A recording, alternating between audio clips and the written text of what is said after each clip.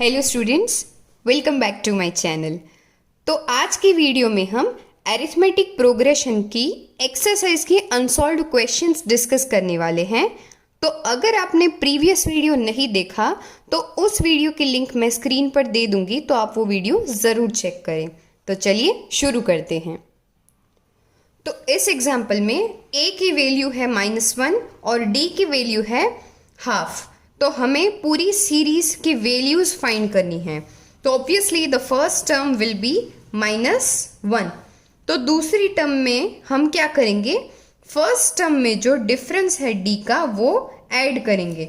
तो इसमें अगर मैं एलसीएम लूं तो मुझे वैल्यू मिल रही है -1/2। तो मुझे मिला -1/2। तो अब -1/2 में अगर मैं हाफ ऐड करूं यानी -1/2 +1/2 तो मुझे मिलेगा 0। और अब 0 में अगर मैं हाफ ऐड करूं तो मुझे मिलेगा हाफ। तो ये थी मेरी सीरीज। दूसरे क्वेश्चन में मुझे सीरीज दी हुई है और मुझे a और d की वैल्यूज फाइंड करनी है। तो a तो बहुत इजी रहेगा, a जो है वो रहेगा मेरा फर्स्ट टर्म। d की वैल्यू फाइंड करने के लिए कोई भी दो कंसेक्यूटिव नंबर्स का हमें डिफरेंस लेना है। तो यहाँ पे मैं ले रही हूँ सेकेंड टर्म और फर्स्ट टर्म का डिफरेंस, जो मुझे मिल रहा है 5 - 1/3, जो कि होगा 4/3। तो एक और क्वेश्चन डिस्कस करते हैं। तो check if this forms an arithmetic progression और नॉट। तो सीरीज दी हुई है तो हम कंसेक्यूटिव डिफरेंसेस फाइंड करते हैं। तो चलिए, तो a2 - a1 यानी सेकेंड टर्म में से फर्स्ट टर्म को मैं सब्ट्रैक्ट करूंगी तो मुझे मिल रहा है डिफरेंस √2। तो अगर ये √2 मुझे हर दो कंसेक्यूटिव टर्म का डिफरेंस मिले तो ये सीरीज होगी AP में। तो अब करेंगे नेक्स्ट 3 टर्म्स को डिस्कस। a3 - a2 यानी 3 + 2√2 - 3 - √2। ये माइनस हो जाएगा क्योंकि जब भी ये माइनस होता है तो ब्रैकेट ओपन करेंगे अगर हम तो प्लस साइन कन्वर्ट होती है माइनस में। तो 3 और 3 गेट्स कैंसल्ड, 2√2 - √2 विल बी √2। और आगे की टर्म्स में डिस्कस करते हैं। a4 - a3 यानी 3 + 3√3 - 3 - 2√2। तो 3√2 - 2√2 गिव्स मी √2। तो आप देख सकते हो हर कंसेक्यूटिव टर्म का डिफरेंस मुझे मिल रहा है √2, यानी सेम है डिफरेंस।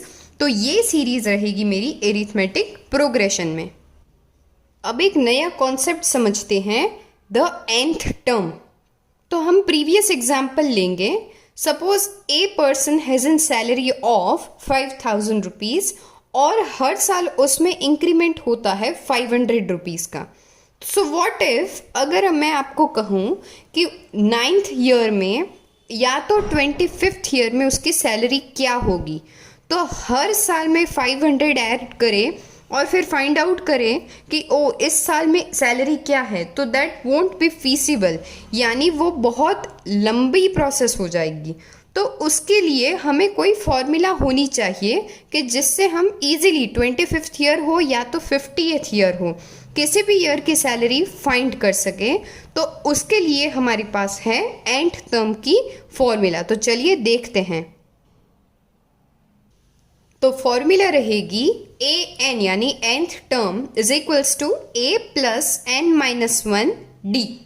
तो उस एग्जाम्पल को अगर हम रिलेट करें तो काव्या की सैलरी थी 5000 रुपीज, यानी फर्स्ट ईयर की सैलरी थी 5000 रुपीज और मुझे फाइंड करनी थी 9th ईयर की सैलरी, यानी n is equals to 9th year की सैलरी।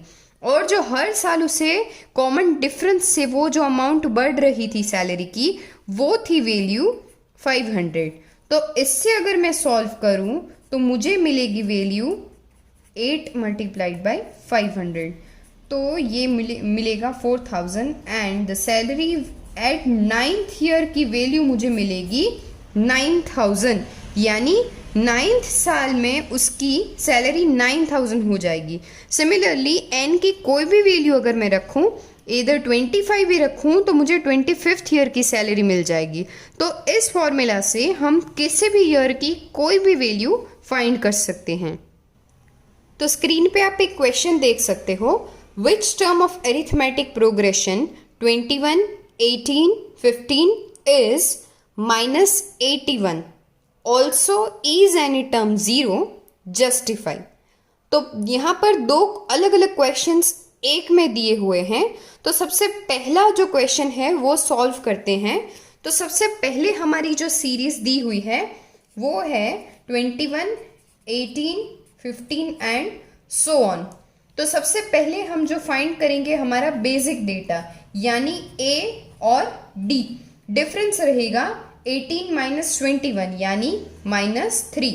तो मेरे पास ए और डी की वैल्यूज आ चुकी हैं।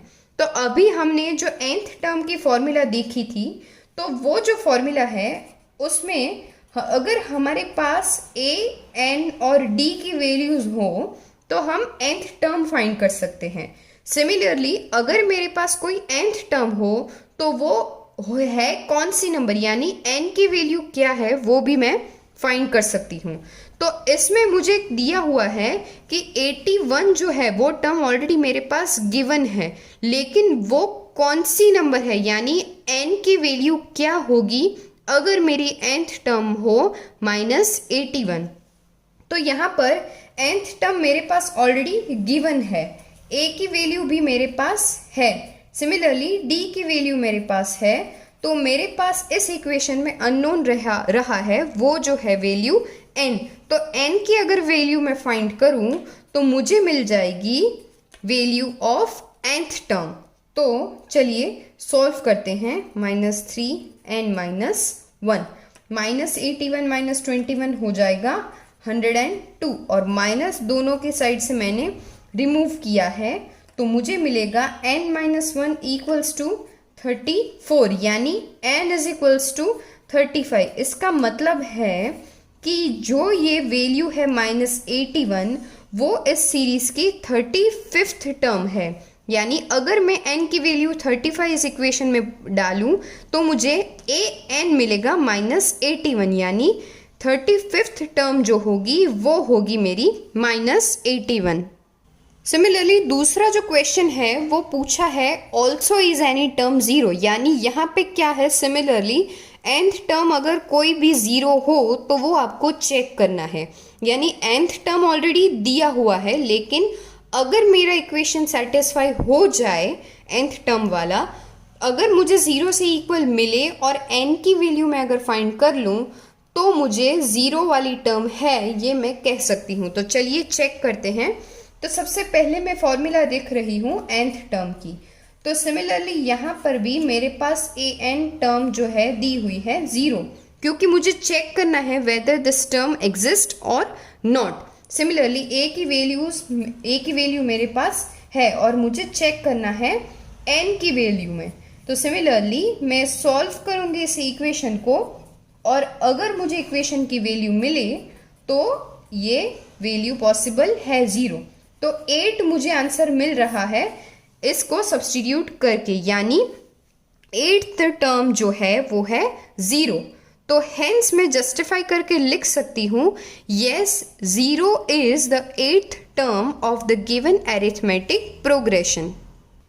तो यहाँ पर एक और अच्छा क्वेश्चन है जिसमें कहा है कि determine the arithmetic progression whose third term is equals to 5 and the 7th term is 9।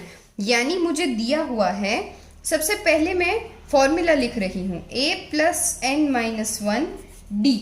तो मुझे कहा है कि मेरे पास an यानी थर्ड टर्म ये है n की वैल्यू और ये है an की वैल्यू, जो कि अब हमने इतने सम सॉल्व करे हैं तो ये आपके लिए इजी रहेगा।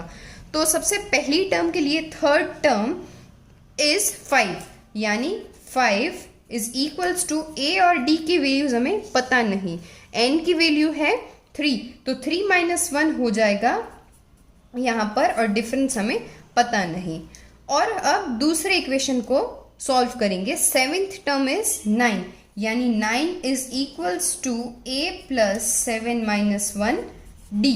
तो तो अगर इन दोनों इक्वेशन को सिंप्लीफाई करके मैं लिखूं तो a plus 2d will be 5 और a plus 6d will be equals to 9। तो अगर मैं इस इक्वेशन को सॉल्व करूं तो मुझे मिलेगा -4d इज इक्वल्स टू -4। तो d की वैल्यू मुझे मिल रही है 1। तो d की वैल्यू 1 को अगर मैं सब्सटीट्यूट करूँ कोई भी एक इक्वेशन में तो मुझे a की वैल्यू 3 मिलेगी। तो अब इसका अगर अरिथमेटिक प्रोग्रेशन बनाए तो फर्स्ट टर्म विल बी 3 में अगर मैं 1 ऐड करूँ तो मुझे मिलेगा 4। सिमिलरली 4 में अगर 1 ऐड करें तो मिलेगा 5 एंड सो ऑन। हर एक टर्म में मुझे 1 ऐड करना है तो हमारी अरिथमेटिक प्रोग्रेशन रहेगी 3 4 5 6 7 एंड सो ऑन।